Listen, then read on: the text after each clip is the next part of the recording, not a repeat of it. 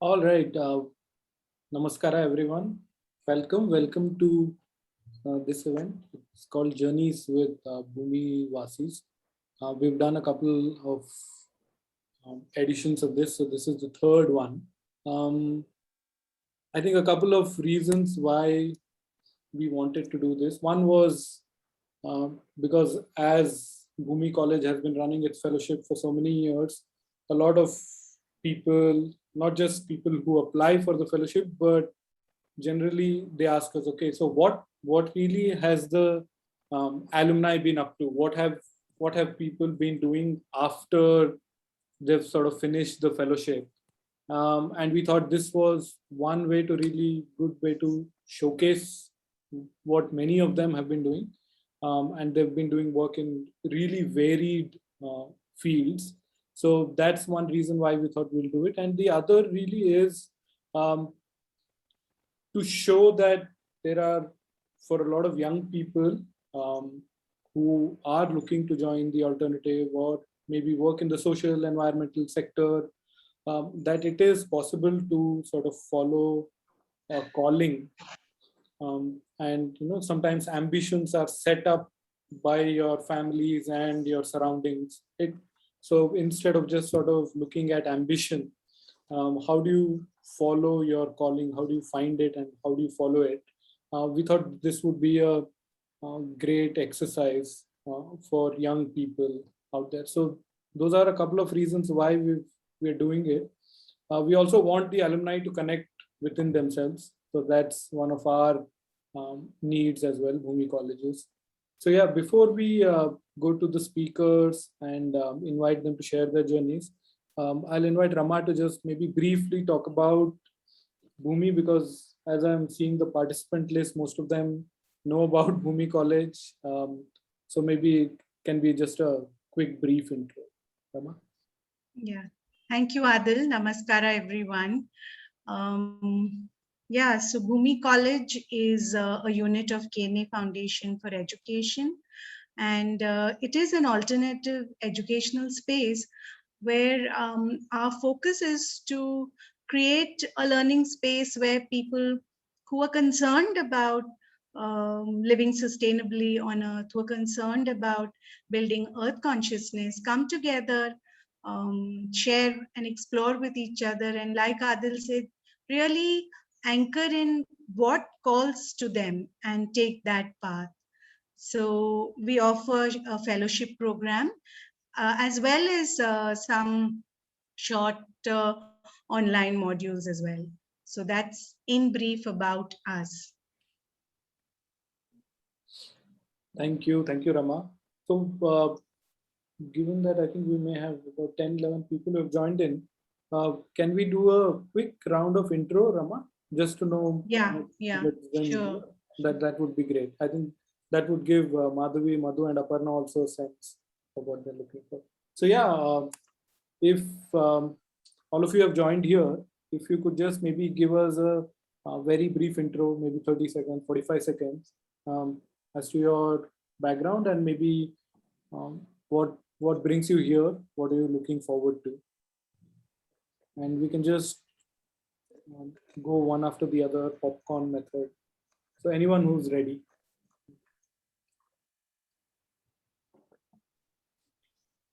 I am Meru Kotwal. I live in Bombay, and my interest in this is that I have a lot of nature the teacher and nature the healer. So that was my interest.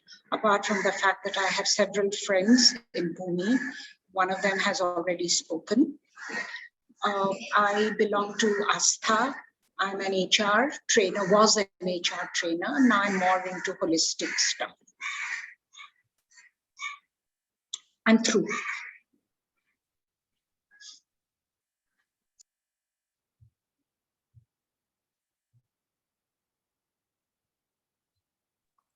Adil, I think you'll have to call out on people, otherwise they will. Oh yeah, looks like it. I know.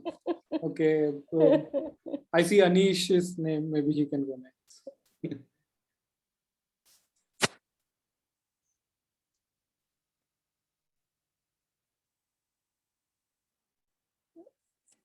Looks like a shy bunch. I know. Chintan.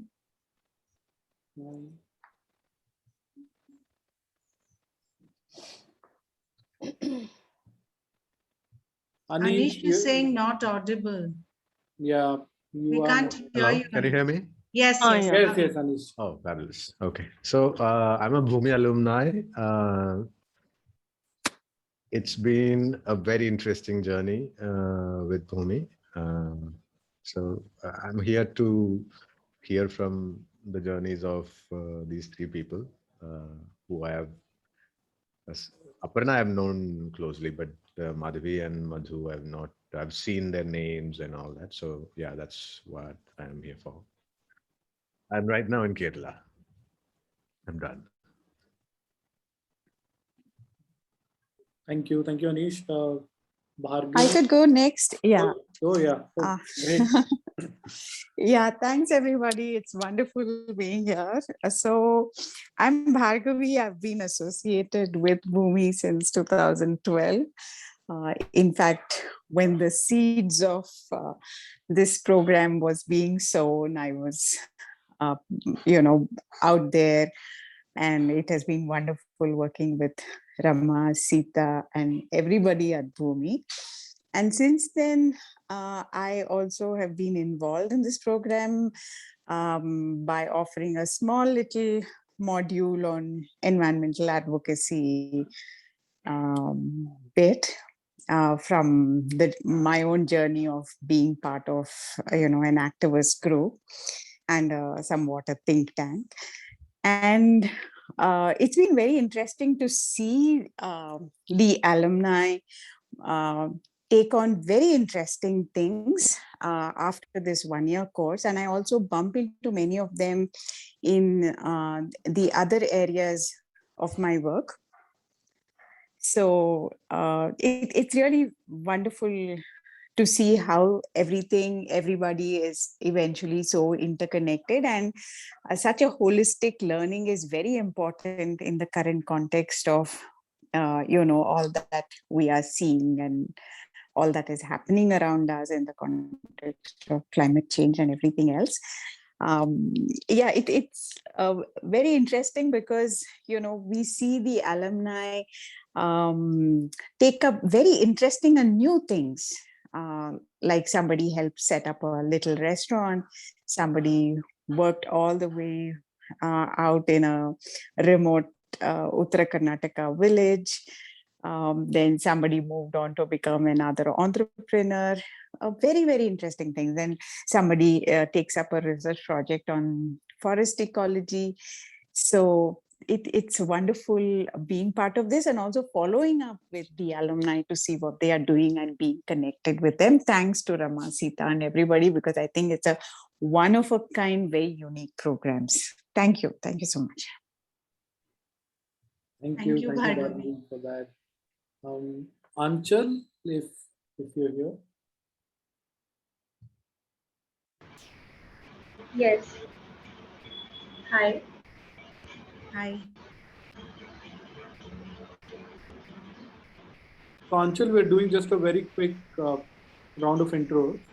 So a brief intro as to what brings you here. Okay. So it's like I'm an architect by profession, and I've completed my architecture in 2019, and then I did a job. Then I found out that it is not enough to be in a corporate, setup and avoiding all the other aspects of life, that is environment, health, etc.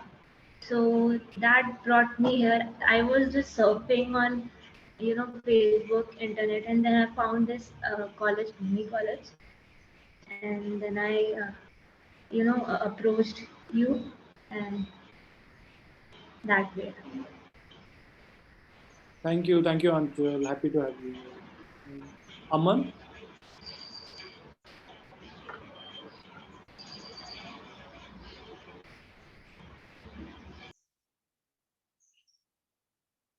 Aman, are you able to hear us? We are doing a quick round of introductions. We're trying to do a quick round of introduction. Yeah, we're trying very hard. Yeah. I think, okay, maybe Aman can type it out if she. Yeah, some have typed, like Bakul has typed. Deepika, if you're here, you joined. I think you were the first to join. So Yeah.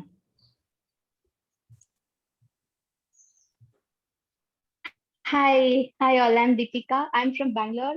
I'm a home chef and a nature lover. I'm here to cheer my sister Aparna. Oh, okay. thank you, Deepika. Thank you.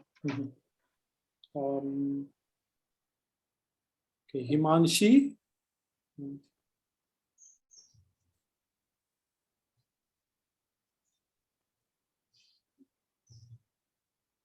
Himanshi has typed it out. Yeah. All right. Jyoti, I think you just joined in. Yeah. We're just doing a quick round of intro, Jyoti. If you can.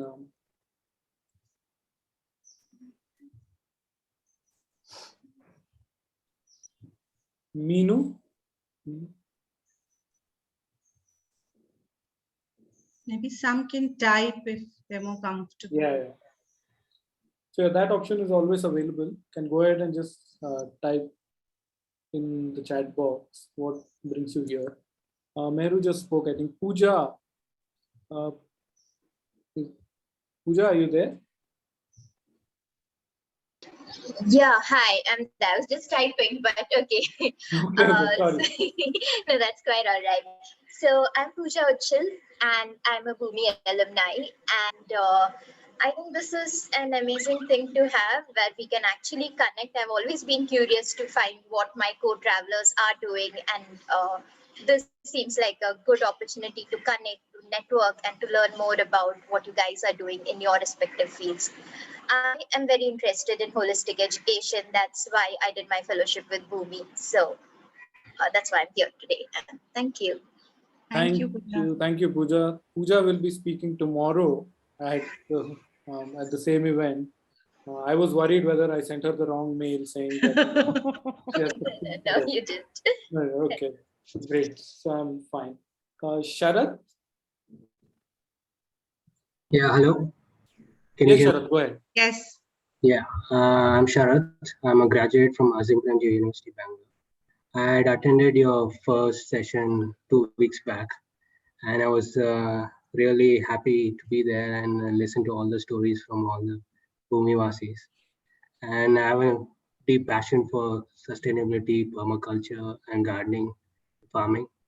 So yeah, I thought this session is going to be really interesting with the speakers and their journeys. So yeah, that's why I'm here. Thank you. Thank you. Thank you. Welcome, Sharath. Sheetal and Srinath, I guess, are left.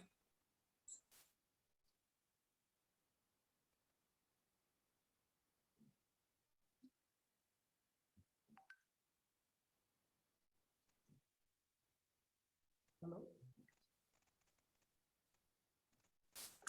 Hello. Srinath? Hello. Not able to hear. Yeah. Hello. Sheetal, if. Hello. Hello.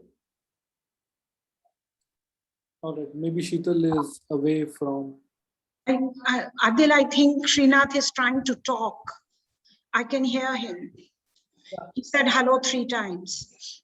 Hello. Oh. Sorry, Srinath. Please go ahead. Yeah, good morning to everybody. Good morning. I am Srinath from Anantapur. This is Andhra Pradesh. Hello. Yeah, we are able to Srinath. hear you. I'm also having a passion and I'm having my agricultural land. There was a inner feeling that how to do my farming and all. By seeing the websites and all, I got to know about the Bhumi. So I want to be connected with you. I'm happy that I am here. Thank you. Thank you, Srinath. Thank you, everyone. If anyone joined late, they can just use the chat box and just quickly introduce themselves.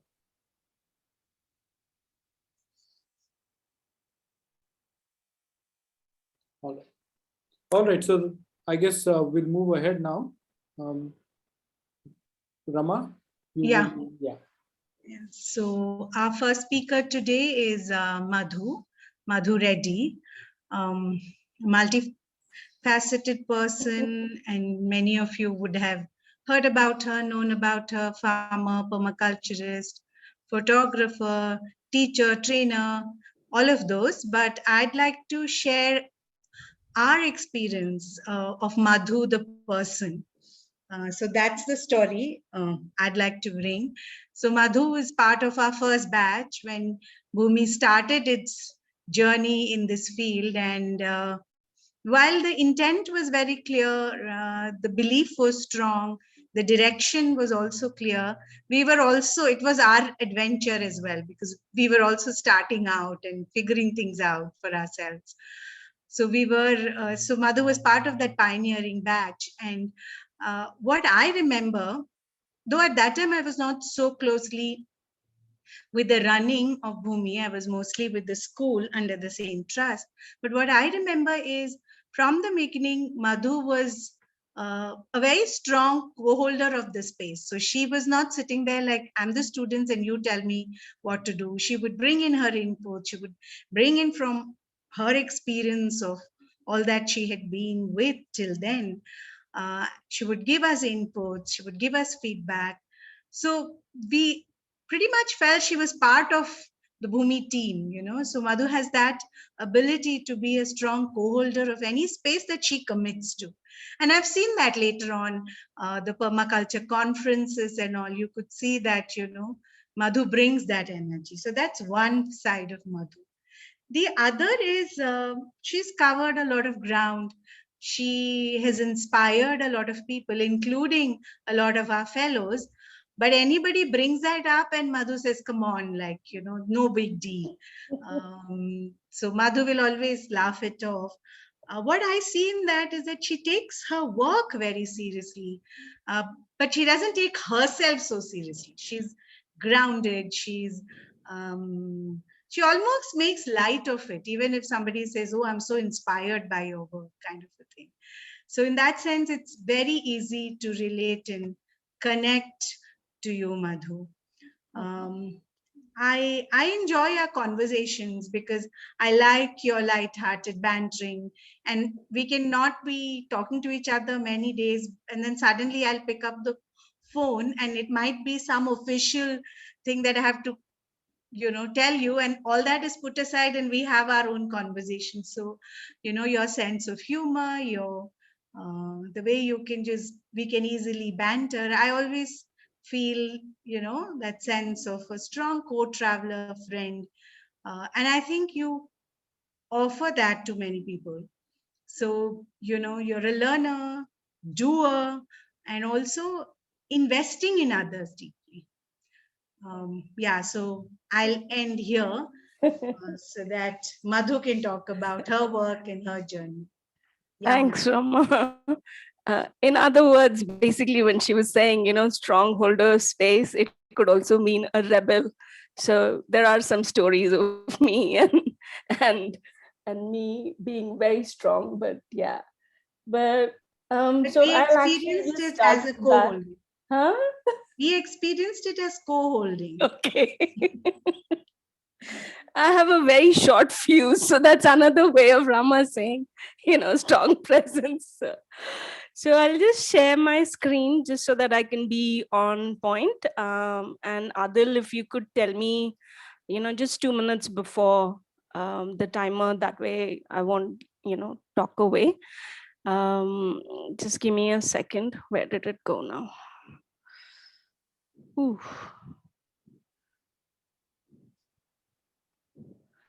What happened? How do I get to this? Okay, sorry, we should have.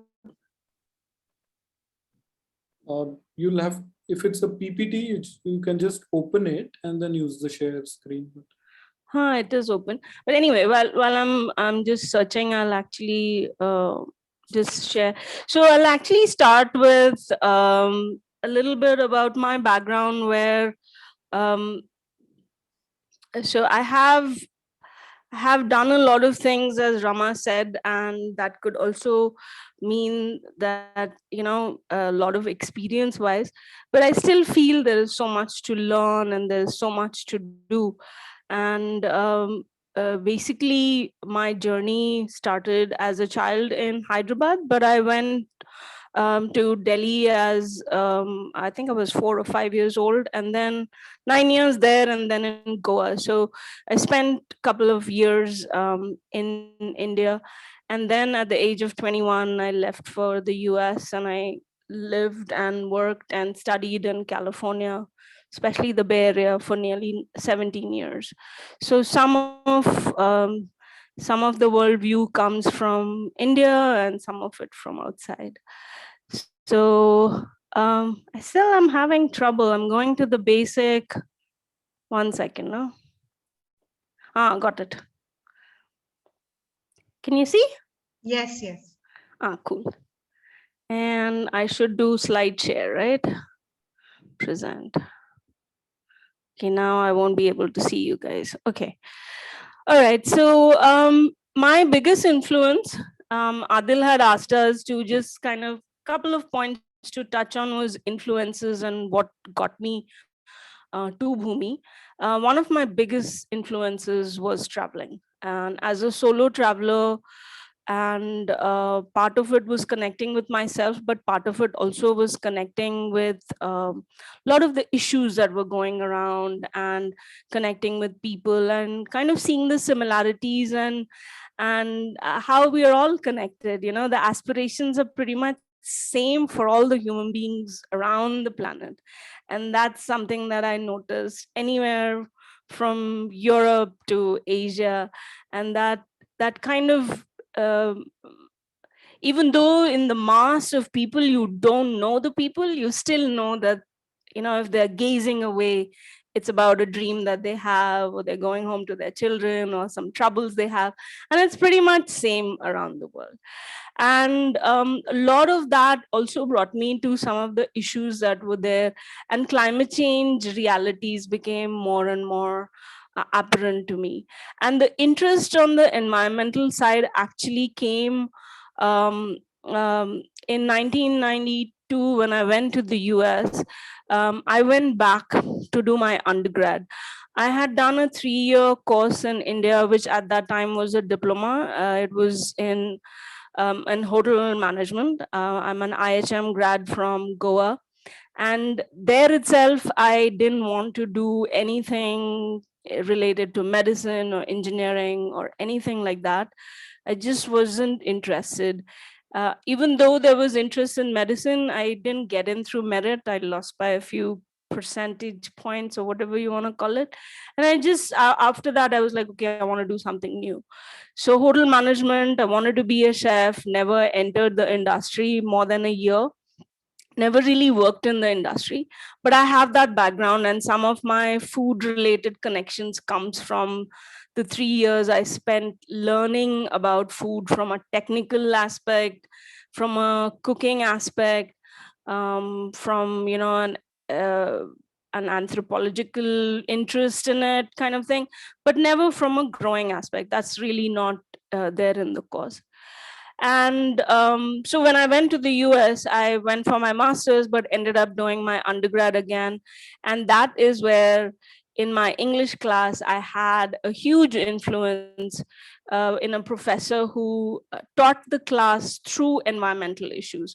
So whatever writing and reading that we had to do for those 2 classes in I think 2 semesters that I did with him, it was all environment related. So this is the mid 92, 93 onwards. So, you know, got exposed to a lot of this whole Exxon Valdez case that was happening in the US at that time, to what Enron was doing and the aftermath of that, to issues on the old growth forests that the US have, and basically just getting myself a little bit more immersed into what my new surroundings were. So the consciousness of the environment came from that.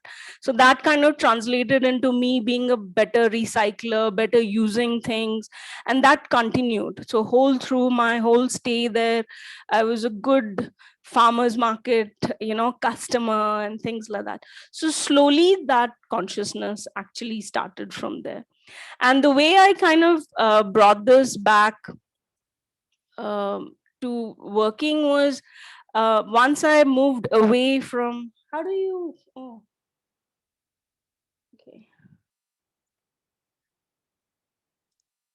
It's not moving forward, Adil.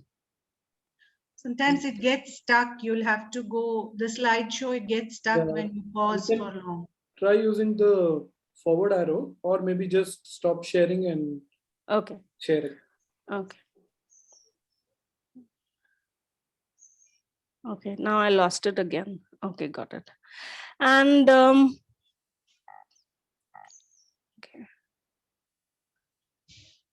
All right. Okay. Anyway, I was just going to show you guys some pictures, but it's not moving. Oh, that's terrible. So can you just click on the next arrow? Next. Okay. I'm doing enter, I'm doing forward. Nahi ho raha hai kuch. Or you can just take it out of slideshow view and just click on, I think that. Yeah, that works better. Yeah. The slideshow, now it's coming. Okay. All right. Yeah, I think it moved ahead. Looks Okay. like, yeah. Okay, right. Okay. So apart from this professor in college whose name I've forgotten, but one thing I do remember about him, he used to live 6 months in the city, and 6 months he had built a cabin for himself in the Canadian wilderness. So he used to live there. So that was very interesting for me. So instead of getting, A's and B's in classes, we got bears and 2 bears. How many bears did you get was the way we kind of, thought how well we did in the class. And after my undergrad, I actually started working in the industry, and I was mostly in the logistics world. I worked for DHL for many years in America and in Europe as well. I was based there for a year. And then in 2004, I took a break. I literally was burnt out. I was just like 17, 18 hours work. So somewhere that pretty much came to a halt, and I said, I can't do this anymore. And I ended up taking a whole year off, and I went and traveled in Southeast Asia. And I had never traveled alone other than just, business travel. And that pretty much actually taught me a lot. And that was an eye-opening travel for about 9 months, 6 months in Southeast Asia. And then the other 3 months I spent connecting with all my college mates from IHM Goa all over India. So I just went from one place to the other, connecting with my friends, because that was a huge part of my life, those 3 years I spent there. And then went back again to the US and started working for a company called Kaiser Permanente, which is a health management company. Even though it was a non-profit, it had 150,000 employees. So again, it was one of those corporate kind of jobs. But the interesting part was, it was my boss, Mike, who hired me in spite. People kind of said, oh, 1 year gap in your resume, all that stuff. But he actually hired me for that. He said, oh, great, you did that, so you can take some risk, things like that. And it was him again, who again in 2008 kind of said, we were in the financial crisis, we pretty much were asked to leave. So we disbanded the group and things like that. So I came back to India. This time I sold off everything in the US and came back. And my journey from 2008 to 2012 was more of a traveling. I kind of did a lot of work on photography and writing about travel and sustainable travel. And I had a job as a reviewer of these places. So got to see how people were making a living from, from their farms, or if they had a sustainable business, how did they put the tourism part to it and things like that. And that pretty much kind of, I came to that standstill in 2012, and I was just looking around, and like somebody said, they just happened to see something. And this time, I think it was in some magazine, I saw a little paragraph about Bhumi. So I remember going to Sarjapura. It was totally in the boonies at that time, couldn't find proper transportation and things like that. But I did ended up for my scheduled appointment an hour late. And anybody who knows me knows that I'm pretty much on the spot, on time, all the time. So that was interesting for me, because I was just apologizing, I think, half the interview. And during the whole course of Bhumi, like Rama said, it was a learning period for both sides. So there were a lot of things happening at the same time, and a lot of us in the group also were going through our own journey. So it was a bit of as it should be, it's a discovering phase. And one of my constant supporters even today was one of my fellow participants, Meera, and Man, who I think was there in the last episode. He and I actually ended up traveling together as well, going to different farms and things like that. So the team at Bhumi was a big influence in that they gave the space that I needed personally.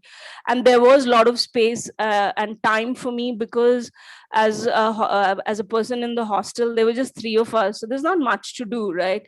So a lot of reading, the library was a big influence in terms of being able to pick up a book and all that stuff.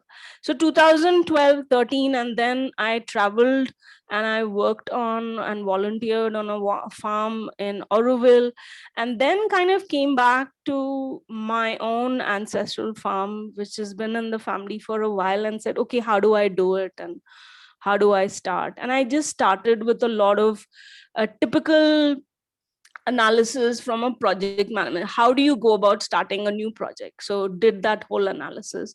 And during this journey, I went and got introduced to permaculture, which I had been introduced to in 2007-8 itself. And this was, just a short, I remember it was either in Thailand or somewhere, I don't remember, but I knew about permaculture.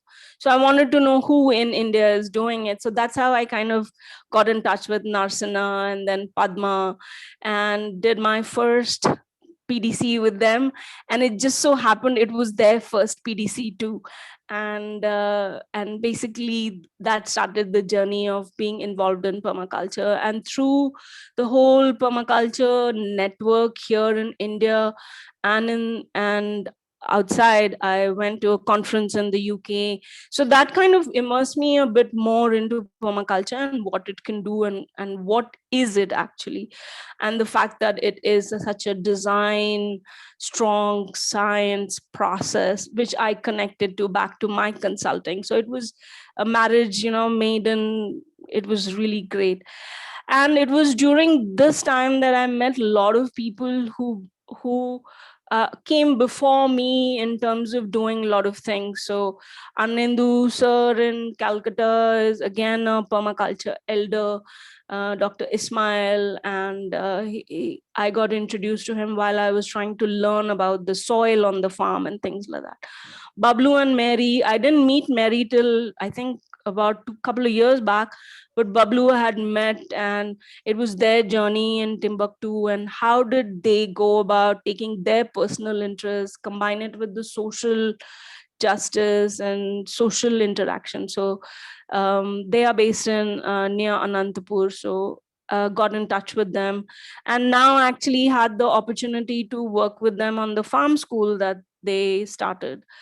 And couple of the women who have really helped and formed friendships with, which is something that, as a person who never lived in India, since 1992, coming back in 2008, I didn't have the support system around me. My friends were all over the planet, and so somebody close to me in terms of picking up the phone and calling, things like that.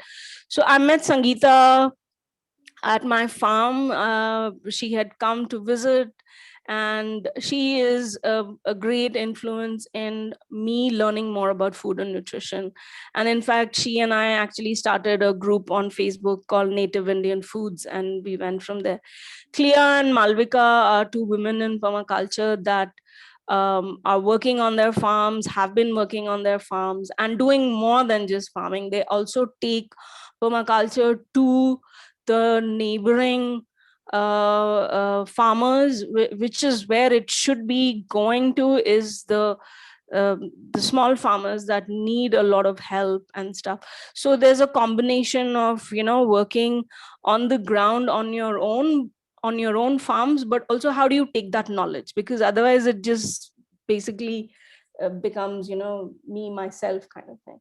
For me, there were no light bulb moments. I envy people who have the eureka light bulb moments. It was a very gradual consciousness. I never aimed to do farming, horticulture, nothing like that.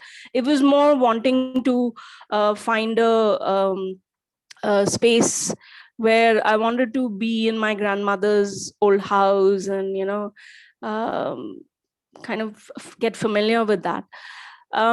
And my photography actually was more like my diary. So it basically gave me a lot of opportunity to capture things and remember things. So on the farm, when we started, we basically, I basically kind of said, okay, what do I need to do? How do I bring back the diversity? What do I need to do?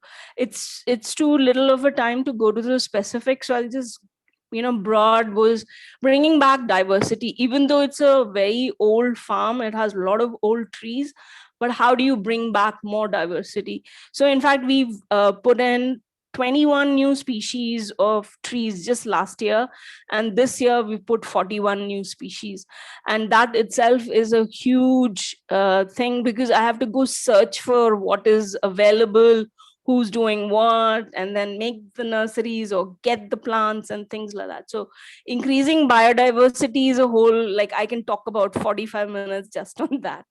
And then what comes next is the foundation of water and soil. So how do we work on that and things like that. And since I already have a design on the farm, that was very critical on how I work on it, and which is where I made a lot of mistakes. My parents had put an orchard 27 years back, 27 and 25 years back, and that is a huge mango orchard, but my learnings now have dwindled it down.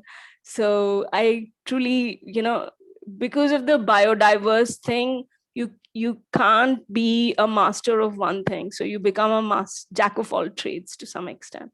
So right now I'm tackling some of the issues of the failures on my farm right now, which is not paying attention to specific trees and all.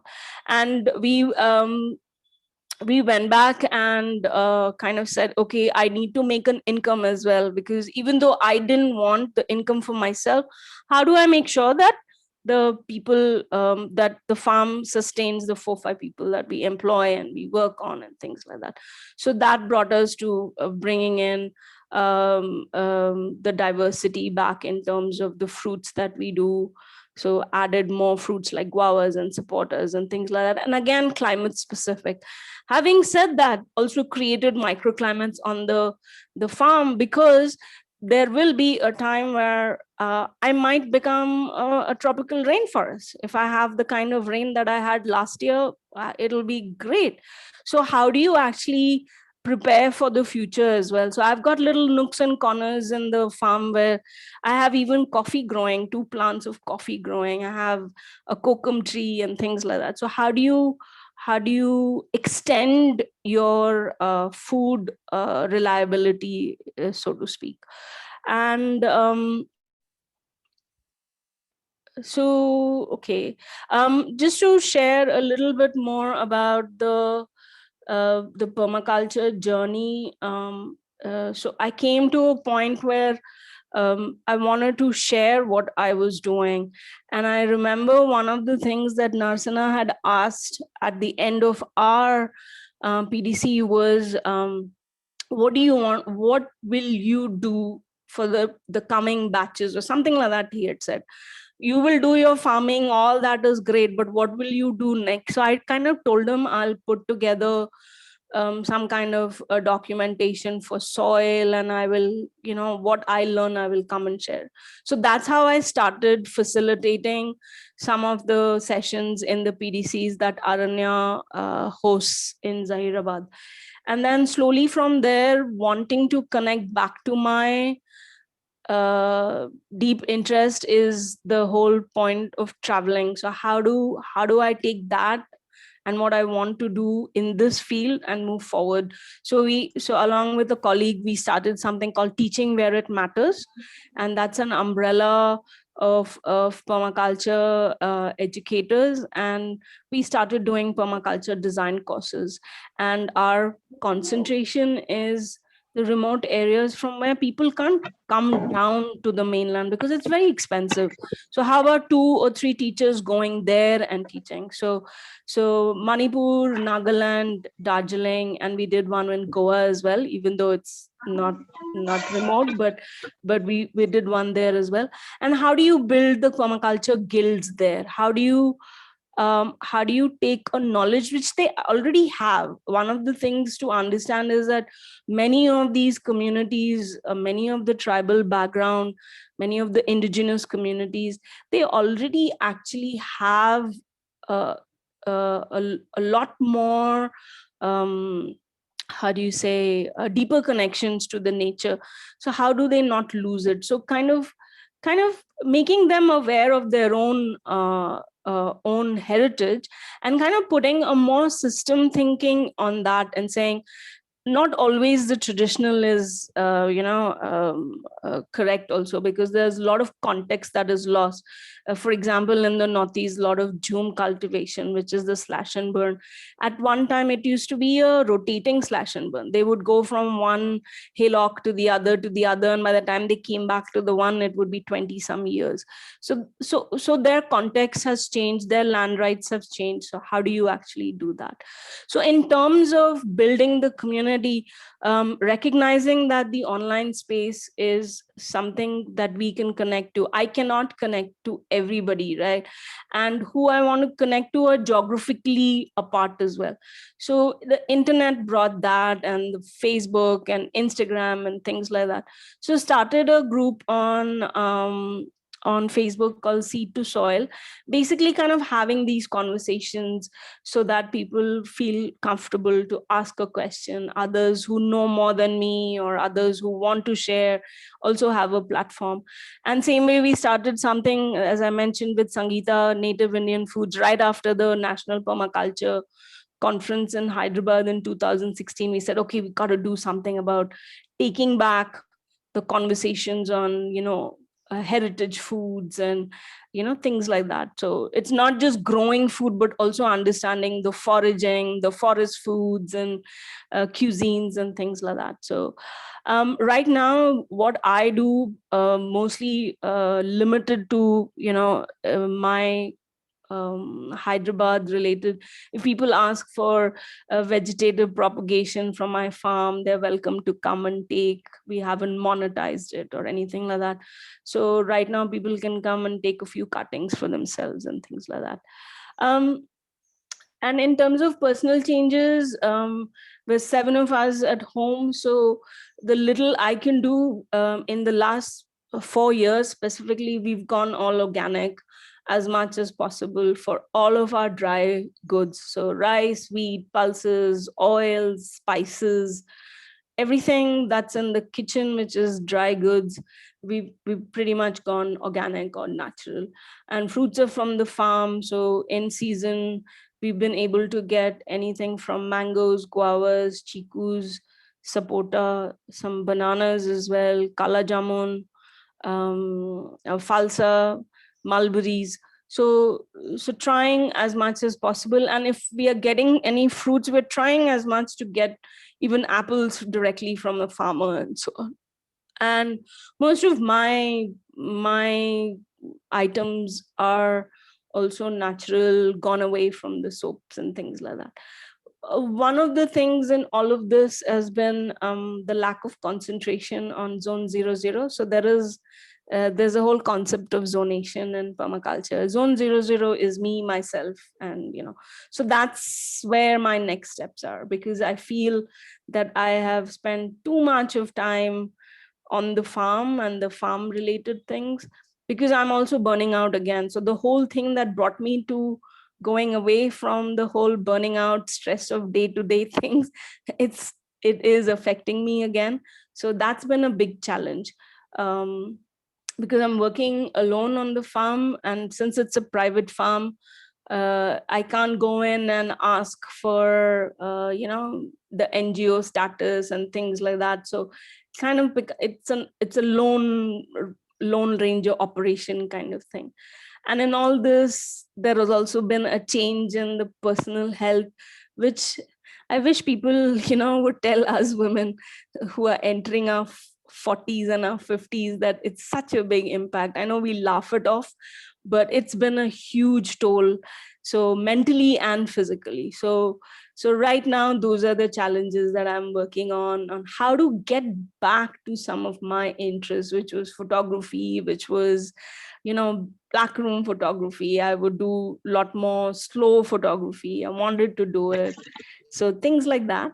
And also something that I realized, which I think is very critical, is working in and with communities, working in teams, working in a group of people, collaborating. I seem to have lost that because I'm just on my own with my farm and things like that. Yes, I do collaborate when we go teach and stuff like that, but on a day-to-day basis, I seem to have lost that.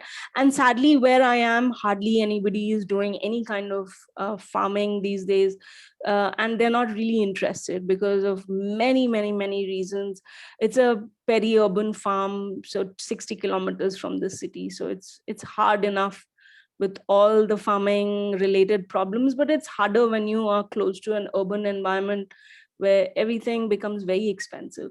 So in my own community, there's hardly anybody. So how do you go work in communities? That's been something that I want to do. How do I adopt, or somebody adopt me, and then I work with them? Because at some point I want to move away from this as well, because I don't believe in the day-to-day operations thing, because for me it's setting up a process, setting it going, and then move on, do something else. So that's where I am right now. And yeah, so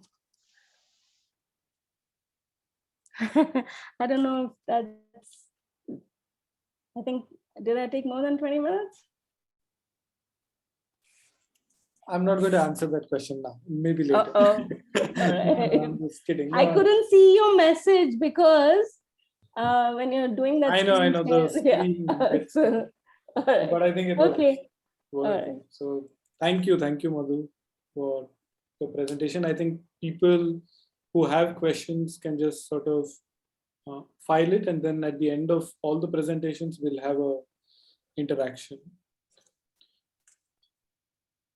Rama, shall we move? So yeah, thank you, Madhu, for your, as always, honest, genuine sharing.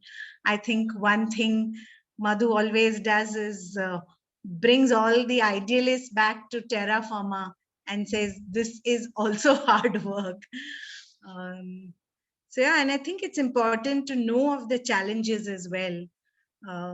Because it grounds you then in reality. It helps you see what to expect and what to do. So we'll take the questions at the end, like Adil said. We'll move on to our next speaker for today, Aparna. So yeah, I'll also be sharing, like I said, about Aparna the person, how we have experienced her, about her work and what she's been doing, that she will share in her presentation. So when Aparna came to us to do the fellowship in holistic education, one thing that really stands out and I remember is her curiosity and enthusiasm. Every session, or almost every session, the facilitator would have just spoken a few, sentences or a few words, and Aparna would be up with her question. And this continued through the fellowship. So we used to call her our YY girl. Even before the person has finished what he started saying, her questions would be up. It was really refreshing to see that kind of enthusiasm and curiosity to figure out things and join the dots. The other thing for me is that stands out is Aparna came to us with a very personal sense of search. I think she'd shared in the first few sessions that what brought her to the course was to really look at a more holistic and enriching learning journey for her child. That was a seed thought for her. But from then and from there, she really expanded her horizon, so to say, and moved on to looking at working with children in the rural areas and to really invest her time and energy in what it takes to deeply engage with education holistically. And that made her do a lifestyle shift and, all of that, of course, she will talk about. For us to see that, to follow your calling, like Adil was talking about early, and to take that leap of faith with that belief that, okay, this is what I want to do and I'll make it happen. So that's another side of Aparna, which we experienced from the beginning of the course to later. The other thing is, I think she's one person, I think, with the broadest smile in our course that year. And she'd walk in and be wishing this one and hugging the other one. The warmth and good cheer she spread. When their course was wrapping up, the way she came and spoke to all of us, the facilitators group, saying that, I don't want you all to share the affection you shared with us with the next batch. The way she claimed us and, that ability to spread warmth, affection, and good cheer, that too is Aparna. Yeah, I'm done. Thank you. It'll Thank take you. a bit of time for me to recover from what you just said, Rema. Thank you. It feels like reliving the whole moment again. 2019 and 20 comes back. I hope I'm audible. Am I? Yes, you are. Yes. Okay. Done. So I'll start then. Hi all, I'm Aparna. I'm from Hyderabad basically. I moved to Bangalore for my course in Bhumi in holistic education in 2019. And as Rema said, yeah, one of my seeds or my inspiration has been a lot of questions which I always used to ask in the class, and also my daughter. So yeah, I think I'll start by sharing my screen. 1 second.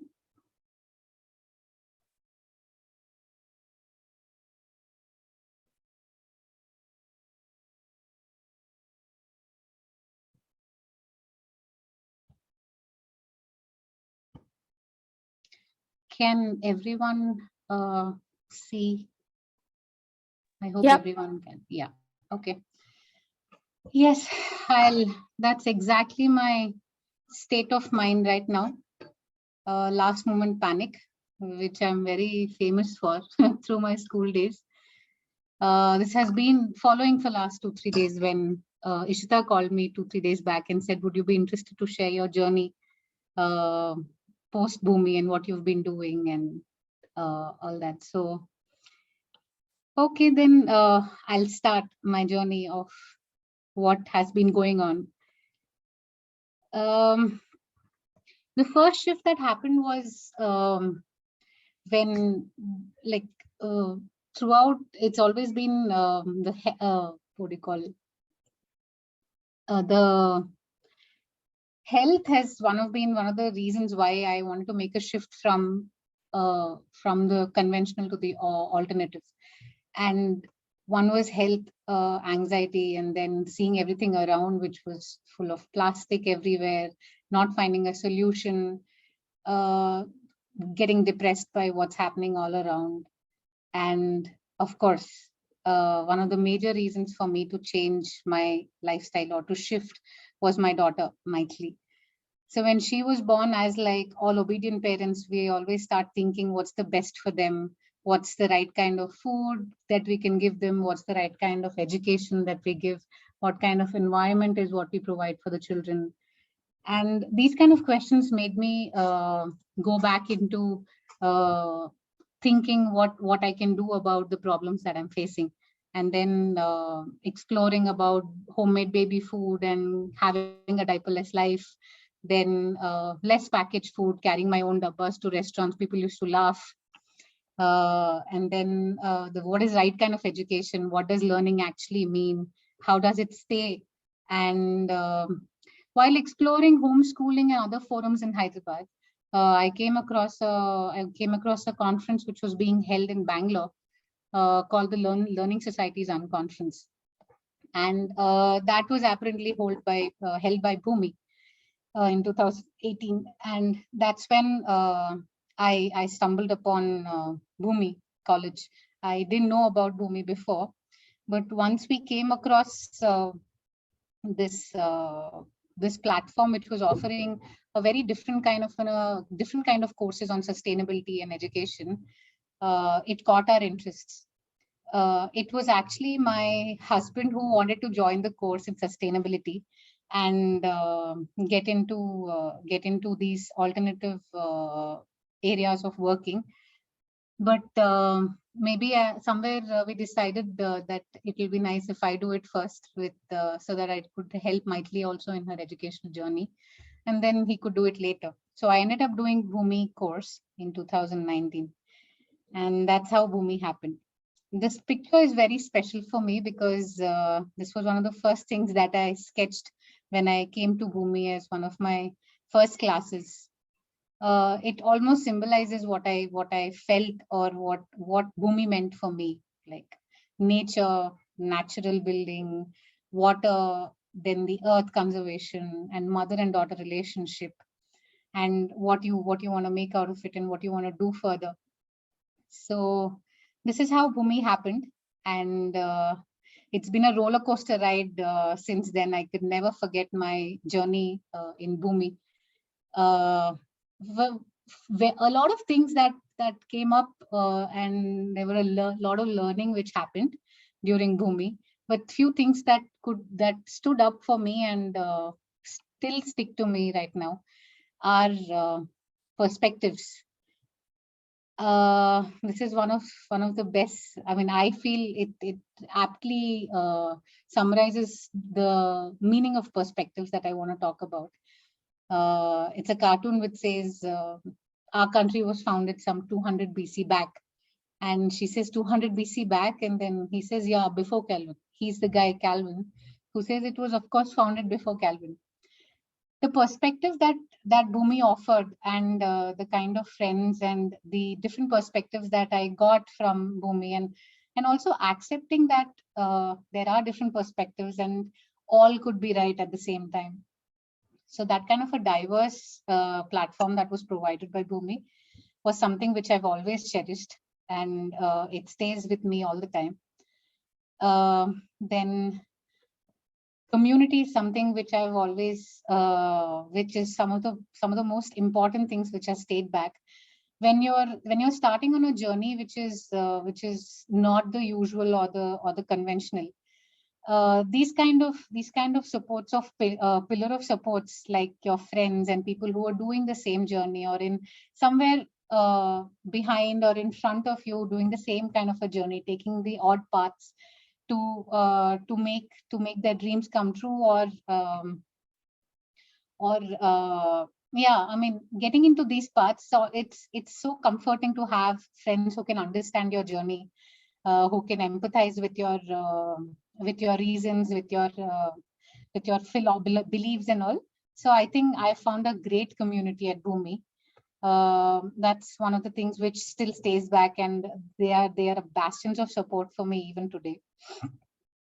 And learning from nature is something, believing in oneself or one's instinct, and the commonality that you find between nature's principles and within yourself is something which keeps on reminding me every time that we are so similar in build.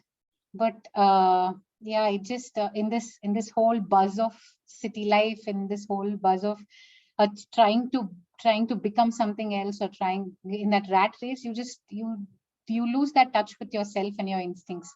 So I feel something which has stayed back with me in after Bhumi is this believing in your instincts and believing in nature. So I think this is one of the more important ones which has stayed back.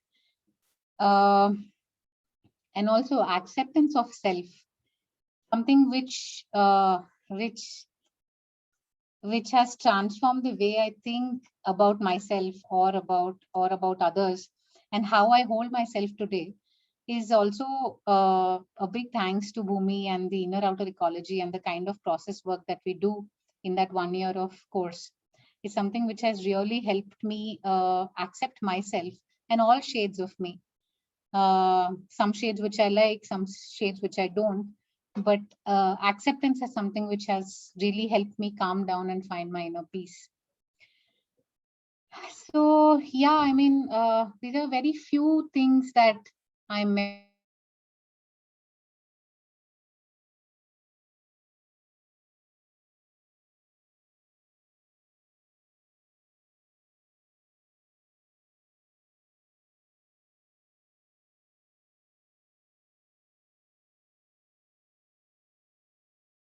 I've explored few areas. One is post Bhumi, I joined a space called Red Soil Nature Play, which worked on early childhood environment for children below 6 years, and we based on Emmy Pickler's philosophy of education, where the child is given utmost respect and treated as an individual even from an infant stage. So I worked there for some time. And in the meanwhile, I was also travel schooling, homeschooling, unschooling my daughter, and was traveling with her, learning along the way. That's been an ongoing process even today. And also with few of my Bhumi friends, I've been exploring pedagogies of education, and what kind of we're also exploring what it takes to start a space with flavors of nature consciousness, connectedness to nature with children, and Indian traditional wisdom, experiential learning, and how we can set up a physical space for children, which is still an ongoing process. So the pedagogies is what we were exploring. And during one of my travel schoolings with Maithili, and when I was traveling with her, I visited a place called Timbuktu, which Madhu was also talking about. It's a 30-year-old voluntary organization which has been which has a very large canvas of work in rural Anantapur, Andhra Pradesh. And they've been working with organic farming and farmers. They're working with women upliftment. They're working with people with disabilities, weaving, handloom, education and ecological rights, land regeneration, and also training rural youth in sustainable farming practices. So I really liked, I was very influenced by the work that Timbuktu was doing. And I wanted to, the education part of Timbuktu, where they have a nature school and a program called Chiguru, where they work on ecological rights of children, and also ecological awareness and standing up for that. So that part of education, or that kind of a school, was something which I was really interested in, and I liked their work. So I had applied for it and I tried joining it, and I got through. So I thought it'll be a great opportunity for all of us as a family to explore this large canvas and see where our interests lie. So yeah, I'd applied, and I was supposed to yeah, so the whole point of the question that are we ready to shift out of the cities? So there was a very long and sustained urge for us to move out of cities as a family. We always wanted to live closer to nature. Staying as a community in a rural setup was something that we wanted to do for a long time. And also for Maithili's learning, I felt a natural ambience to explore could be the greatest thing, because in cities it was very difficult to unschool, as you have to find avenues and create ambiences every time to make her learning more enriching and create ambiences which could not be a possibility most of the time. So all these reasons actually led us and brought us here where we are. This is the place where we work right now. And a small, but this didn't come directly as it is. So I had applied for the school, and my husband wanted to take a gap year and explore what he wanted to really work on after working for 13 years in IT. He really wanted to quit and see what he's interested in, and then choose where he wants to work. So, but as usual, we plan something and then there's the universe's plan. So that's when COVID-19 happened, and in March I was supposed to join, and the school got shut. So there was no school at that time, and then I had a halt and a break for 2 months. But Timbuktu, we'd spoken to Timbuktu, and they said there is a space opening in a space called School of Regenerative Agriculture. You can come there till the school reopens, and then we'll see when you can shift. When you want to shift. So we thought, okay, let's move out first and then see what happens. So yeah, we ended up in School of Regenerative Agriculture in 2020. That was the peak of Corona, I guess, at that time. During Corona, we were there. So a small few things about School of Regenerative Agriculture where we work. It's a 2-year pilot project to train and encourage rural youth in regenerative agricultural practices, keeping organic, permaculture, and biodynamic principles in mind, both theory and practical. And there are 15 students who are being trained there right now. This is the first batch, and as I said, it's a pilot project from Timbuktu Collective to encourage not only the older generation of farmers, but also the newer generation, to show them a way forward and to encourage them and show them that organic farming or regenerative agricultural farming could also be an economically viable option for them to take up, and so that we don't lose that traditional wisdom of farming again. So that was one thing. And then there's also basic life skills training that happened there. They are also, right now the students are in their second year, and there's individual planning and execution of agricultural related projects that each student handles within the farm, where the projects are based on dry land farming, vegetable cultivation, animal husbandry like chicken coop, and then cowshed management. There's also seed saving that they're trying to do and create a database, and manures, biodynamic manures, then farm manures, all kind of manures. They've been trained and being working on that as projects. They're also working in horticulture, as it's a farm, it's a 100-acre farm, where we have mango orchards, we have guava, we have sitafal, chiku, and many other horticulture plots that we have. So many students are working on that, and also value-added products from the farm.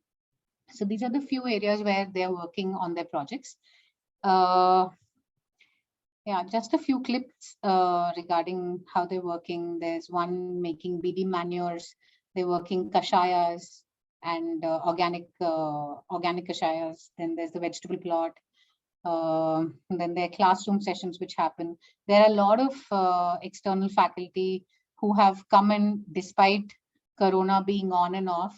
Madhu is also one of them. That's when I actually met her. I knew that she was a Bhumi alumni, but I'd never met her before she came to school of this farm school. And she had taken permaculture classes for the students there. These are the farm produce that comes and the students are involved in growing the vegetables, packing them up, and also marketing them outside in the rural areas around. So these are the few activities that happen in the school.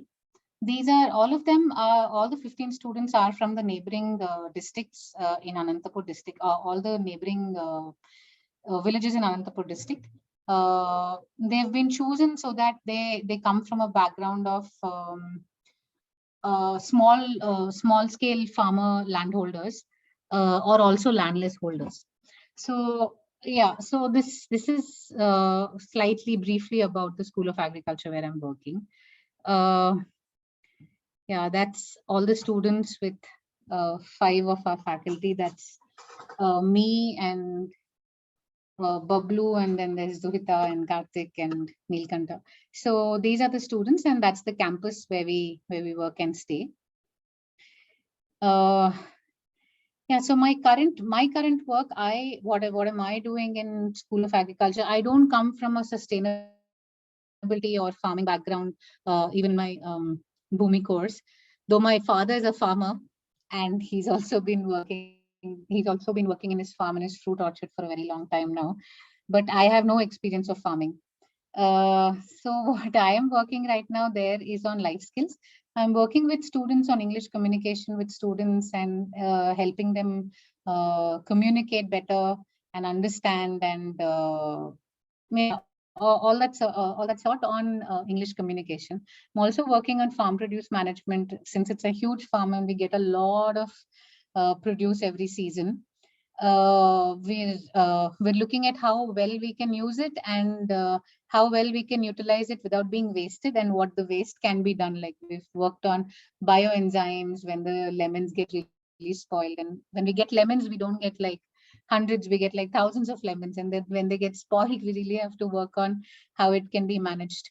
So farm produce is one thing that we're managing, and then I'm also trying to work and learn from local food systems and experimenting with nutrition with the students. Also experimenting with fresh and preservative-free value-added products from the farm. We've made a lot of marmalades, jams, poddies, and pickles, and ice creams. So, and also looking at how we can self-sustain the farm and also have an income generation through the value-added products. So this is what I'm working right now in. Learnings. So Ishita had asked if you can speak something about the learnings of how when you've shifted from a city-based environment to a rural environment. So I think the first learning which also was there in Bhumi, and I always used to talk about it, was believe in emergence. I had never planned I'll be joining a farm school, or I'll be in a farm working with produce and doing whatever I'm doing right now. But life has taken its own turn, and I'm not completely into education with children and all. But I think believing in emergence and let it flow, something which has really worked for me and my family, and we're enjoying every bit of it. And one of the other learnings is intellectual and informational deprivation could be a bliss in disguise. We stay in a remote area, which is even 7 kilometers away from the nearest village. So there is no internet or no network connection at all. So if you can see in the right side picture, there is, I'm holding a Wi-Fi dongle trying to find if I could find a signal somewhere to send a message. And also during the time of Corona, when there was so much of mayhem in cities and this panic which was happening, and messages and load of information that was happening, we were very happy and contented that we didn't have any information of any sort. Like what was happening in the world, we had no idea. Though it has its own repercussions, because my parents and my family always used to scold, we can't reach you, and what kind of a place are you living in? But yeah, we surely believe that we were in bliss. Learnings. Another learning is when you're in a natural setting, when it is sustained for a very long time, I think it provides a very sustained ambience for any kind of a permanent learning. And the kind of experience experiences or learning that my daughter right now is having in a farm is, I think, from my perspective, is the best kind of learning that I can provide right now in this situation where people are becoming isolated, staying in their own homes, not being able to interact with others, or forget about nature, having interactions with nature. She's free at will to roam around the whole place, explore things what she likes. She's right now exploring with seed saving. She knows a lot of trees which I myself can't identify. She talks about what is the process of composting. She loves animals. She explores and she has no fear for any kind of insects or animals, and she takes everything into hands, and she's just having a gala time. So I think during this time when pandemic is at its peak and everything's going on, I feel very blessed that I'm in a space like this. And yeah, the learnings have been immense. So yeah, these are just a few pictures to show how my daughter is exploring the area or the place. Yeah, joys of staying in a farm away from any kind of away from civilization.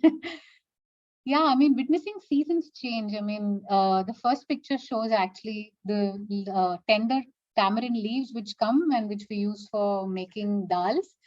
I think it was a very beautiful experience for me and my daughter to collect those and make dal out of it, because we always used to read or see like, okay, during summers or during March is when the these leaves come in, and then there's something else which comes in August during the rainy season. But to witness it firsthand is one of the pure joys that I've experienced only after coming here. Also, finding a sense of calm and doing nothing is one of the joys that I've recently discovered after being here. Because in this whole 1 year I've been there, I don't think ever I've felt getting bored or not having anything to work on, or feeling like purposeless for any reason. Even when we don't have any internet there, we don't have TVs, we don't have any kind of an entertainment except for the community where we're living and great friends who are around. Yeah, and sense of being in a community is something which we always wanted to do. Staying in a close-knit community where everyone is a part of your life, and you get to share their sorrows, joys, what their life is going on, and you get to understand them much better, especially when you come from a different background. So yeah, these are few joys that I wanted to share, which I felt are very endearing for me. Of course, fresh and safe food. To be able to put a hand on your heart and say, I'm eating good, safe food is something which I feel is a luxury, and in cities. But I feel when you're seeing what's growing, you know what's going into the food or the soil. And yeah, I think it's one of the joys that not if I wouldn't have enjoyed it if I was in cities. And pollution-free environment, since we stay in a settlement, not even a village, there are very less vehicles. The approach road itself is it's very far away from civilization. So yeah, it's good to stay in nature, pollution-free, and yeah, it feels happy to see even these pictures right now. And yeah, I mean, experiencing joy and sadness together, like my daughter and I saw that we saw the cow giving birth to a calf, and at the same time we also saw a small bird dying, and then how Maitli took it and she buried the bird inside near her house. So yeah, no frills attached. I mean, joy and sadness and birth and death being taken up by the same way. So yeah, these are the few things which stand out for me in this 1 year of staying in a farm. Challenges, yeah, I'm a foodie. I love experimenting and eating food, and staying away from cities and sea of options that you have in cities, and multi-cuisine restaurants and things that you can try eating. yeah, that's one of the few challenges, the first challenges that I thought I faced. But yeah, I do cover that up every time I come to Bangalore for any kind of a work. Then calling and browsing the internet while lying in your bed is a real luxury that we have, that we don't have, sorry. Yeah, you have to almost stand, you have to raise your hand and stand on a tree or climb a tree to get some network, or travel at least 5 kilometers outside wherever you are, wherever I am, to make calls. So yeah, that if it's a challenge, yes, it is a challenge that browsing could be kind of difficult. And emergency medical services, yeah, they're kind of like, Bangalore is 2.5 hours away from where we stay. But that's only maybe, I mean, I've just experienced it once, maybe just because once my daughter wasn't feeling well and I had to go back. Apart from that, I think medical never, I mean, we've never experienced that kind of thing, and basic medical facilities are available. So these are the few challenges that I thought staying away from cities could be. Apart from that, yeah, so it's been almost a year since we've been there, and what's next? We don't know, but we're enjoying what we're doing right now, and enjoying it thoroughly as a family. I'm very blessed to have a very supportive and understanding husband who also shares my interest of moving out and exploring different areas, and also to have my daughter who's really supportive, and my extended family, my parents, my in-laws, and all of them. So yeah, thank you.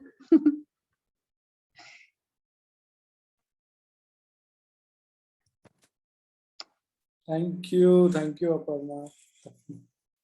So nice to see that. All right, I think we'll move Thank to you, our Aparna. we'll move to our next speaker. I had prepared a very long introduction for her, but I think we will keep it very short now.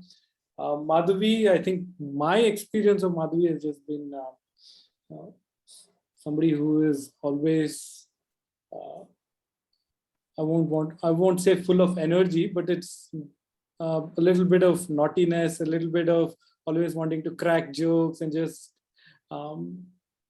chill out. And I think I have really enjoyed that spirit of her. But I think sometimes we, or most of us, make the assumption that somebody who is joking around a lot may not have a lot of depth inside them, or like, a commitment to an issue. But what I've seen over the past 3-4 years with Madhavi is that sense of commitment to wanting to really change her own personal lifestyle when it comes to sustainability, and taking all the actions which require her to do that, and also then looking at the larger community and saying, what can we do for the community? And I think that shift that I've seen, or the inner being that I've seen, I think I'm like, I feel very proud in some sense. I don't know. So Madhavi, over to you. And don't laugh, please. I will laugh. Thank you, Adil. Yeah. Just a second.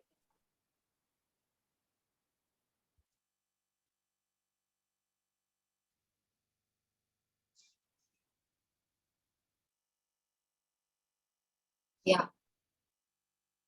My screen is visible, right? Yes, yes. Okay, so yeah, so my journey, I'm going to only focus mostly on after Bhumi journey, because if I start talking about my Bhumi journey, I will take like a lot of time, because it's been too many things in very short span, and it has changed me a lot.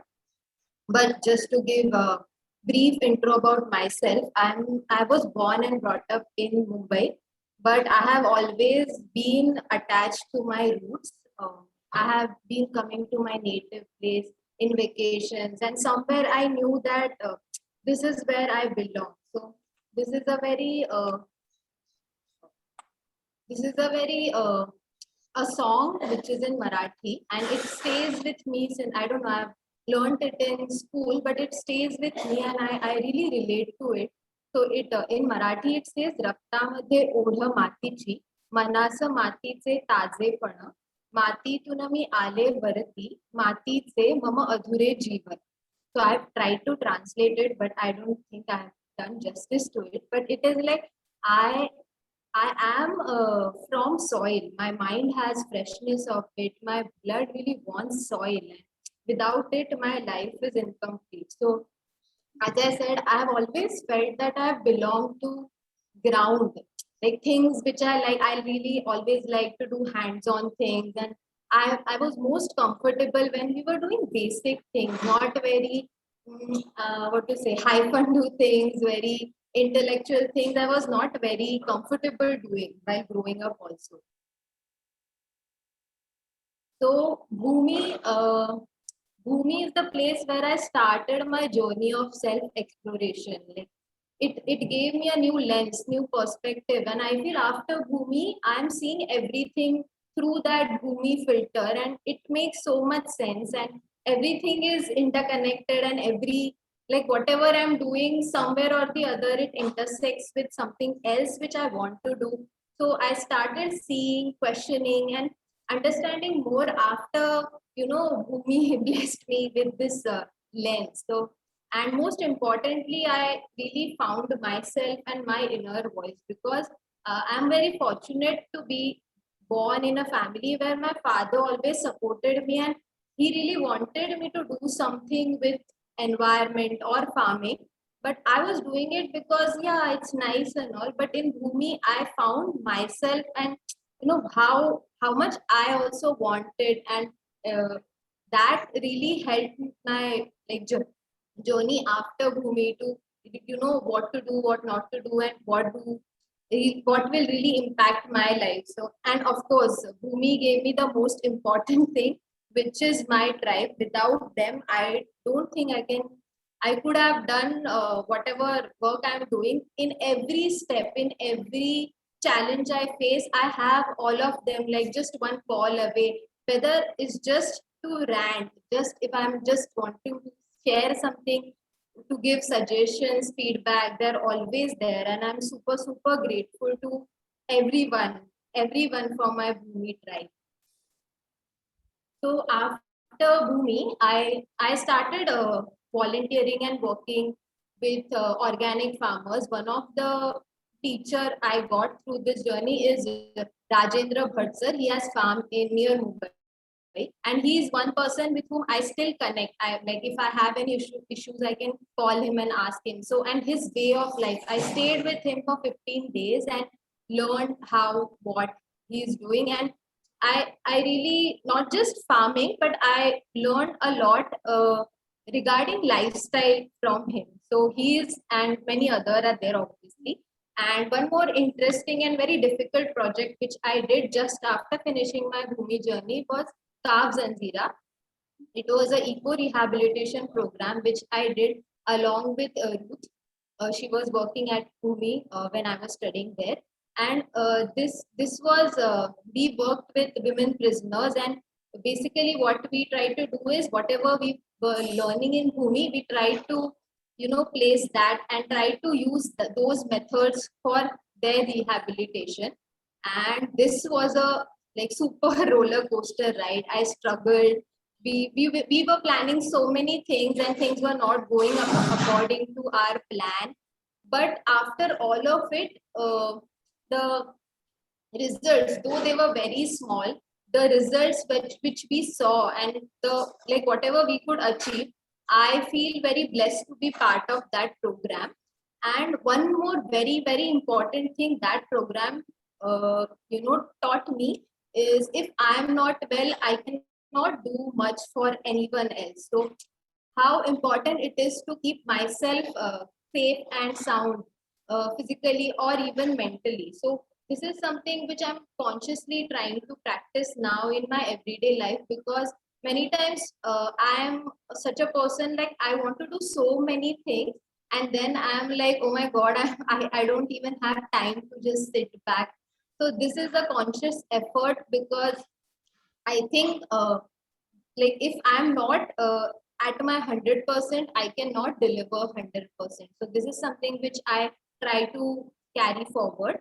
Then carbon accounting is something which used to, like, I started my journey in environmentalism through this. I wanted to learn how to do carbon accounting and how I can reduce carbon account, like a carbon emission of my family owned factory. So I did 2-3 courses and worked practically with 2-3 industries in order to, doing their audit and giving them few ideas where they can reduce their footprint. I conducted workshops on zero waste and toxin-free life. I still, so all these things, workshops and carbon auditing, I still do. Volunteering at Buddha Folklore. So Buddha Folklore is organization based in Uttar Kannada. Just in one line, I feel Buddha is working with people and for people, and I really enjoyed volunteering for study tours where I got to interact with a lot of students, but lot of young kids, and there somewhere I also felt that I like teaching, not teaching, but just being with kids and learning, and the whole aura which kids create. And somewhere I also started thinking about whether or not I want to explore this option in future. One more interesting fellowship I co-hosted during last year COVID time. So it was completely online fellowship, which I didn't enjoy, but the fellowship topic was very interesting and mind-opening for me. I co-hosted this fellowship with Ori Kalankini, and the topic was gender, sexuality, menstruation, and environment. So we had various speakers speaking for like different topics, and though I knew little bit about menstruation, or say even gender and sexuality, but the way this fellowship opened my eyes, like understanding basics of patriarchy, like I didn't even know what all is happening, and I am also being part of it without even knowing it. Like the conditioning was so strong. So breaking away from it, that fellowship really helped me to identify like flaws in my own life. So that way I got more exposure to these things, and so all these things, whatever I learned, I want to take it forward, because I felt somewhere if I would have been exposed to all these things in my school years or during my college years, I would have never faced that shame, or I would have been more confident and more, owning yourself kind of that thing. So this is somewhere there in my head that I want to like combine all these things where we are not doing it as a topic, where it's just the way we live, like all these principles and values are there in us and we are just sharing about it. I know it must be sounding very vague, but this is how it is right now in my head. And apart from all this, my main project is Jivisha. So it is a farm in factory. I'm working in industrial area. As I said, we have a family owned factory, and around that factory, we have 2 acres land where my grandfather had planted few fruit trees just for shade and fruits. And later on, my father started working on it, and he developed it according to him. He's still working with me right now. And then 3 years back, he kind of handed over to me for my experience and my experiments and whatever I wanted to do here. So here, as I said, we are in industrial area. It's just 2 acres, but earlier I used to feel it's just 2 acres. What will happen here? But now the possibilities and work is too, like so much work is there just for 2 acres. I feel okay, yeah, I'm satisfied with 2 acres. I don't need more land or different farm to work on. So we are working on developing a community center or eco-learning center here. I feel the opportunity which I got, because I'm coming from a privileged background, I want those opportunities to be available for everyone, whoever wants to, experience this. So that's why I want local people, I want to invite localites here to come and see what we are doing. Lot many things, whatever, most of the things which say zero waste or sustainable living things, I feel like people in villages were like they were already practicing those things, but right now they are, moving away from it. So somewhere I just feel we need to connect the like someone who has gone out of that zone and now trying to come back, and someone who's already there. So that playground and that exposure of these different things, what all is happening around us, that I want to create for the local children here.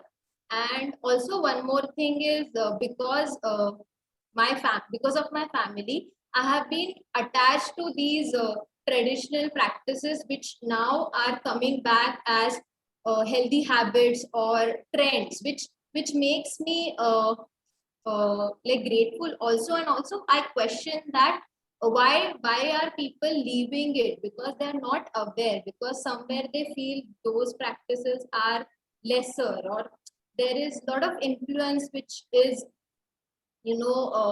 harnessing their thought process. So somewhere I want to also just show this is how it is and it is possible. And during this journey, I also met so many people just in Maharashtra working on these things. I felt like I got to know about all these people working in Maharashtra through Bhumi. So I felt kind of, I don't know, ashamed that I was not able to see this before. So I want something, some platform, whereas people can just see and people can experience, at least in my district, so that they can come here, they can witness, they can stay, they can try out few things. Because from last 2-3 years of my experience, though things have been very nice and though I enjoy everything, whatever I'm doing, I feel I'm doing it because I enjoy it. And if people are not up to it, they will not enjoy it, because it is not easy. It is very difficult. And I have seen my parents working and they still work so much, and I don't have that much stamina. So I'm little worried about myself and like our whole generation, that we don't have that much capacity. And now labor is also like very rarely we get labor, so we have to build ourselves also if we want to achieve something in farming. So this is something which is a worry which I have about myself. How will I manage all the hard work? So right now we are focusing on eco construction here. So my father went to Thanal and he learned some things, and then we also spoke to a local person here who used to build mud houses before, and we started experimenting. And last 2 years, I think we have been experimenting. We have constructed a whole bottle and dab washroom. We are doing our own plasters. We are making our own paints using lime and mud. So all these things, like doing it hands-on, never in my life, even when we learned this in Bhumi, I never thought I'm going to do it. So when I was actually able to do it, that gave me a sense of satisfaction. Yeah, we can do it. It's okay. It's not so difficult also, and it's doable. So this is one activity which we are doing right now. Then we have mango trees, coconut trees, kokum trees, jackfruit trees. So all the oil fruits we process. And I'm interested in value addition, making new recipes, or how the process of one like fruit to jam happens. I like this science behind it. I'm very geeky about all that. So we make mango pulp, we make aam papad, we make kokum sharbat, we make jackfruit chips. Right now we are not selling lot of it, because as our whole system is very low, mostly it's for our own consumption. Whatever excess is there, we sell. We once we also tried to make our own virgin coconut oil. So we like from coconut milk, then we did the whole process and we got that oil. Otherwise, we from a nearby mill, we make cold processed coconut oil. And mostly all these products we use at our home. Traditional arts and practices, that this is something very This is something which I enjoy a lot, flower garlands and the cow dung flooring, doing that with your hands. And my grandfather here is teaching me how to weave a jhadu. So all these things are these day by day they're getting lost. Now grandparents know, maybe my parents' generation, few people know, but from our generation, not many people know this. So I am trying to learn all these things or even try to document all these things. And luckily, I have found many organizations working in my district with whom I wish to collaborate and conduct few workshops here so that we can keep this art alive. Documentation of wild edible greens. So in my family, we have been eating wild vegetables like all the time. So it was not something new for me. But last year during lockdown, because we like vegetables were not even available here, so we started foraging, and in this 2-acre plot, we harvested 15 to 16 wild vegetables, and for a month we were eating that only, and it was like a realization ki in such small space what all we like nature has so much to give us. And through like last year, after that I started talking more to elders, my grandparents. My mother also knows a lot of things. I started documenting all these things. And wild vegetables is something I feel if in rainy season, because in our region we do grow few vegetables, but in rainy season it's mostly about paddy. So if we just eat wild vegetables in these seasons, because it is like they are in abundance, so it's also sustainable. Full if we I want to only use farm produce. So that way also I found it very interesting and helpful. Cooking and documenting. I love cooking. I love whether it is fermentation or baking. We have also constructed a mud oven in last lockdown. So we have our own oven also. Then pickles, different regions have different recipes, different even in same region, different families will have different recipes. So I love to try out old, new recipes and just mix match and again document it.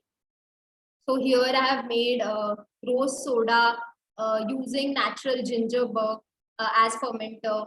This is aruvadi, then bhakri. This is nutmeg fruit, like not the seed. The fruit can be used to make pickle, and it's very yummy. These are our gulkand cookies. We make gulkand also. We have roses. This is hot sauce. So these are wild chilies which are widely grown, and they are very spicy. So we don't use them in cooking, but I try to make hot sauce like ferment. I'm fermenting here, and then I've just in blender made hot sauce with it. So this is something which keeps me going. Like I love to do. I just love to roam around, pick some leaves and make soup or thuppa. Just like do whatever that way, that at that moment whatever I'm feeling. Toxin free products. This is something one more I would say, like how something which is like I'm passionate about. I love to experiment with bioenzymes, soap nuts, and I'm actually trying to create a variety of products. Like if someone is not very comfortable with bioenzyme, then what option they can use? What are some economical yet in cities available options? Then I make handmade cold press soaps. Here I have wrapped them in banana leaves. So I love to do all these things, and somewhere I'm trying to create a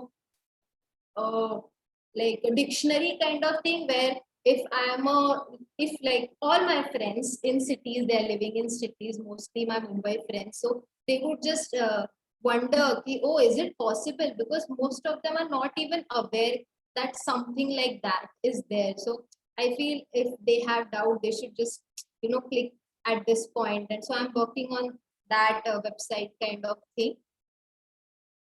And yeah, so this is all is happening simultaneously. Everything I'm doing, one day I'm doing this, one day I'm doing that, and I'm enjoying every bit of it. Like each day I wake up and I think what is there to do today. And so far there has not been a day where I don't have nothing to do. There is so much to do, and even in our whole sustainability sector, I feel there is so much to do. Like even with social justice, or if we talk about environmental laws, there is just so many things to do, and we need more and more people to join and do whatever they can do their bit. So I try to talk to my friends and whoever comes and visits. So my whole point is just don't try to be perfect. Just do whatever you want to do. You contribute whatever you can, whatever little it may be, but just do it. So what next? So I want to create a space to grow and experiment without judgment. So here, then I want to incorporate all my learnings from the different fellowships I have been part of, or whatever I have seen. The whole Kaf Zanjira experience was very, though okay, things are not fair, things are not as you may think. You like I was in my own bubble, but seeing the reality, I feel in my, like wherever I am, I want to create that space where each and every person has that opportunity and experience to experiment and just be. And I'm working on a podcast and YouTube channel just to share whatever is happening and whatever I'm doing. Anga Sanskara is a brand which I've started with my partner, where we make organic home care and personal care products. So this is also now something which I'm going to work a lot in future. I am working with few businesses and factories so that they know how to manage their waste well and what all they can do with respect to that. And as I said, create an easy and adaptable guide kind of thing for consumers, whether it is just products or what to buy, if you have to buy, where to get your clothes from, or like basics, whatever we need, all that.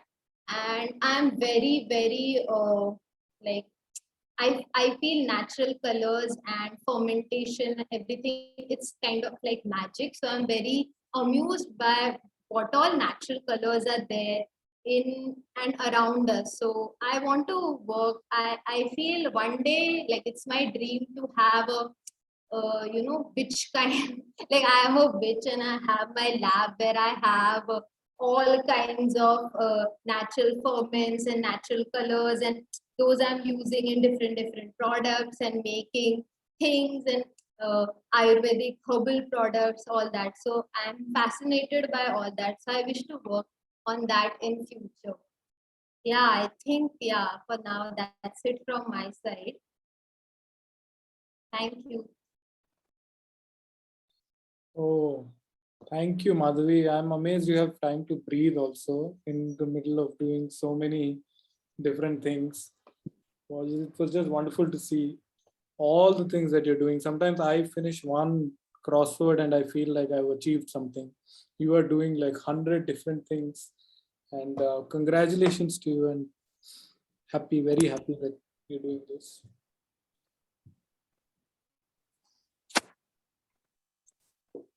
All right, I think we had said there would be about 30 minutes for questions and interactions. I think we're left with 3, but I guess we'll try to extend the session by 15 minutes depending on what people want to ask our speakers, if they have any perspectives, any questions, or even if they just want to congratulate them and say thank you for the work that they're doing, because I would like to do that. Thank you to all the 3 of you for the work that you're doing. Full of gratitude. Yeah, so the floor is open for questions. I'd also like to echo what Adil says. It really, we know, we hear, but when we see it all in a presentation like that, it really makes, I think all of us, I'm speaking on behalf of Bhumi, feel so good about your journeys and about all the things that you wish to do. So thank you so much all of you, Madhu, Aparna, Madhavi.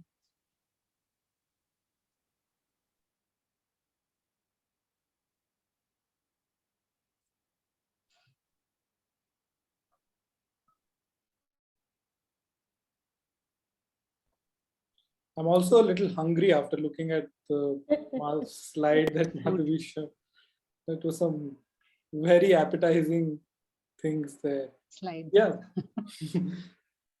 It's actually a great thing, the whole value addition thing which Aparna shared and also Madhvi, because that is where small farmers or small gardeners or livelihoods, it's not much for us to earn about 1,000 rupees. I mean, I'm speaking from my place of privilege, but 1,000 rupees that somebody earns in a small village goes a very long way. And sadly, it is a cash economy and stuff. So whatever you guys are doing, I would say, please document your experiments.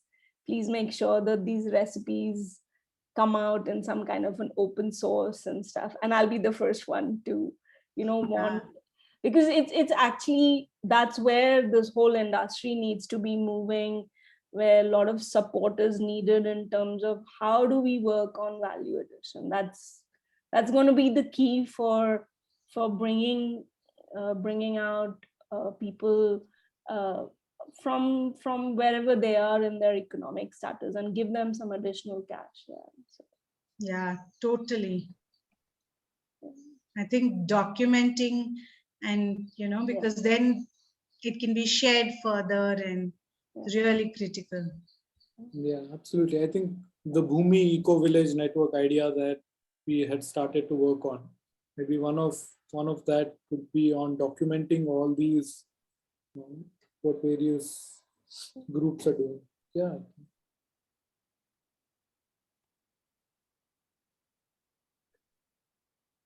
All right. Adil, yeah, no, I also just want to congratulate all three speakers. It's been amazing listening to you all and following your journeys post Bhumi. That leaves me with a lot of hope for this world, because otherwise we are constantly bombarded, like one of you said, with so much depressing information and news and analysis. It feels like we've reached the end, but now this has been very refreshing for me. And congratulations again, and keep the work going. And I think it'll be great to have more students come and do some, experiential learning with each of you, so that, this tribe increases. Congratulations, all three of you, and congrats to Bhumi again. Yeah. Thank you. Thank you, Bhargavi.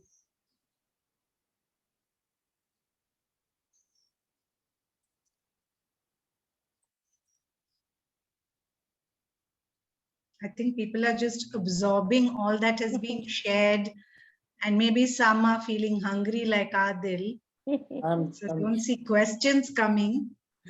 No, I guess they can connect with the speakers depending on their own passions, their own interests. They can do that, and the alumni can connect within themselves as well. So right. Those were two of the objectives of this. So asking questions is like very lower down on the order. That can be figured out. So I just have one, not a question come suggestion. So there are many who keep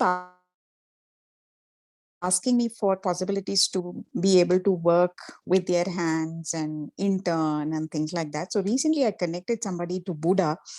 So are all of you also open to that? And can I give your names and contacts to people? Right now, I'm not equipped to take anybody on the farm. I don't have a place for people to stay. If somebody can build me a space, then I can. But the idea is to get there where it will be possible to host people, but it takes a lot of effort. So right now it's in such a working farm mode that we can't even think about that, because it takes a lot of energy to host interns and volunteers, and it needs to be thought out very well and things like that. So but Okay, yeah, okay, yeah. okay. But But someday. I hope you'll be open to a phone conversation if somebody wants to talk and learn or do an interview with you. Yeah, or and something. I shared the link to the if they're on Facebook as well, and things like that. Yeah. Okay, okay. Yeah. Well, one thing about this journey is a lot of people who call or who have this, they think in 45 minutes they can actually learn. So I would like to actually share that it's a lifelong, especially the land-based learning is a lifelong journey. So the patience that is required and stuff. So yeah, if they are willing to learn, then people are willing to share as Are trying to open our space in September for volunteers. We are just we are working on creating a space for them to stay and also I will connect with you when we are ready. Okay, that's lovely. Okay. Yeah, similarly, Bhargavi, Okay. because of COVID and all, I think, the volunteers are still not, we've been thinking of having volunteers in the farm so that Okay. it could be a two-way learning for the farm and for the people who are coming from outside. But because of COVID, since it's a very close-knit community, still waiting so that we can open it up. So yeah, but Right. you Yeah. can, anyone can definitely reach us on email or WhatsApp or phone call. Okay. Okay. We can, Okay. yeah, I can leave my email ID. Okay. Thank you. Thank you so much.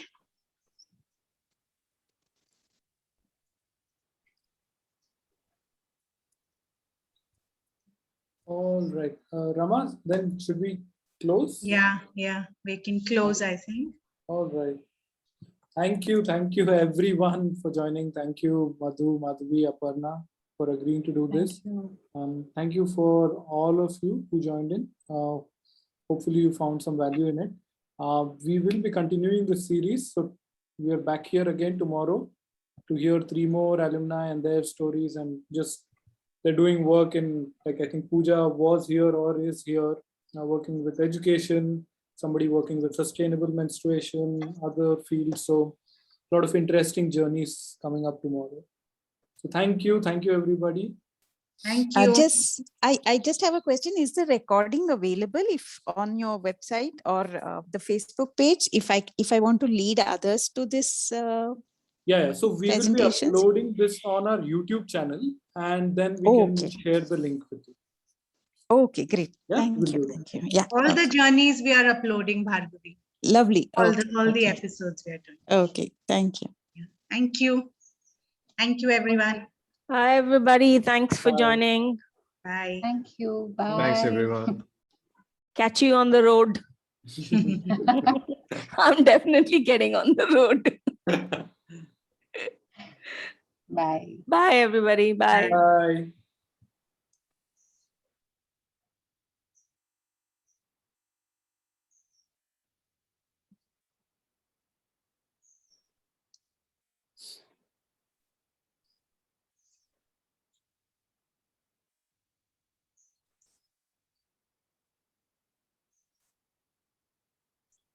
Oh, Madhavi, just 1 second. We will have an internal meeting, so I'll put everybody else in the waiting room if that's